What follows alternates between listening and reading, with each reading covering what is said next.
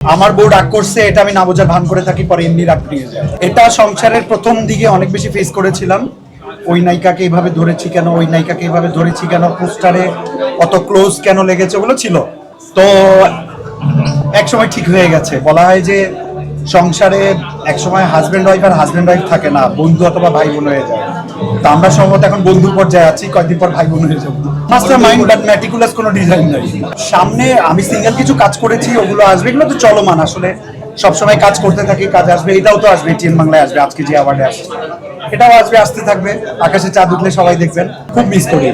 পালকি বাংলাদেশের ইতিহাসে প্রথম একটা সেট নির্ভর দীর্ঘ ধারাবাহিক এবং প্রচুর জনপ্রিয় ছিল। একটা চ্যানেল তো উঠেই গেল, জনপ্রিয় হলো এই নাটক দিয়ে। সো সেই হিসেবে পালকির সেট, পালকির কোয়ার্টিস্ট, পালকির কলাকুশলী সবাইকে অনেক মিস করি। পালকি হচ্ছে স্নিগ্ধা, ও তো আমার ব্যক্তিগত জীবনে অনেক ভালো বন্ধু। ওরে মিস করার সুযোগ নাই, দেখা হয়। পালকি হচ্ছে পুরোপুরি আমার মেন্টালিটির, শুধু আমি একটা পুরুষ দেহে, ও একটা মেয়ের দেহে। আমরা ইনস্ট্যান্ট অনেক জোকস করতে পছন্দ করি, ইনস্ট্যান্ট অনেক উত্তর দিতে পছন্দ করি ফান ওয়েতে।